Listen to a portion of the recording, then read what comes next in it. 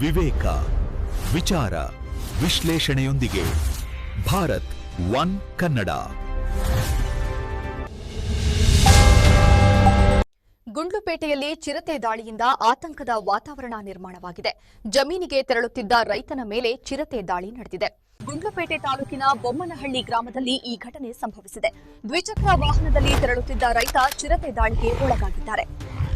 ಚಿರತೆ ದಾಳಿಯಿಂದ ರೈತ ರಾಜಶೇಖರ ಮೂರ್ತಿ ಗಾಯಗೊಂಡಿದ್ದಾರೆ. ಮುಖ, ಕೈ ಮತ್ತು ಕಾಲುಗಳಿಗೆ ಗಂಭೀರ ಗಾಯಗಳಾಗಿವೆ. ಹಾರ್ನ್ ಮಾಡಿದ ಪರಿಣಾಮ ಚಿರತೆ ಗಾಬರಿಗೊಂಡಿದೆ. ದಾಳಿ ನಿಲ್ಲಿಸಿ ಸ್ಥಳದಿಂದ ಕಾಲ್ಕಿತ್ತಿದೆ. ಗಾಯಾಳುವಿಗೆ ಮೊದಲು ಸ್ಥಳೀಯ ಆಸ್ಪತ್ರೆಯಲ್ಲಿ ಪ್ರಥಮ ಚಿಕಿತ್ಸೆ ನೀಡಲಾಗಿದೆ. ನಂತರ ಹೆಚ್ಚಿನ ಚಿಕಿತ್ಸೆಗೆ ಜಿಲ್ಲಾಸ್ಪತ್ರೆಗೆ ದಾಖಲಿಸಲಾಗಿದೆ. ಅರಣ್ಯ ಇಲಾಖೆ ಅಧಿಕಾರಿಗಳು ಘಟನಾ ಸ್ಥಳಕ್ಕೆ ಭೇಟಿ ನೀಡಿದರು. ಅವರು ಪರಿಸ್ಥಿತಿಯನ್ನ ಪರಿಶೀಲಿಸಿದರು. ಬೊಮ್ಮನಹಳ್ಳಿ ವ್ಯಾಪ್ತಿಯಲ್ಲಿ ಚಿರತೆ ಉಪಟಳ ಮಿತಿ ಮೀರಿದೆ. ಚಿರತೆ ಸೆರೆಗೆ ಗ್ರಾಮಸ್ಥರು ಒತ್ತಾಯಿಸಿದ್ದಾರೆ. ವನ್ಯಜೀವಿ ಉಪಟಳದಿಂದ ಕೃಷಿ ಚಟುವಟಿಕೆಗಳಿಗೆ ಅಡ್ಡಿಯಾಗಿದೆ.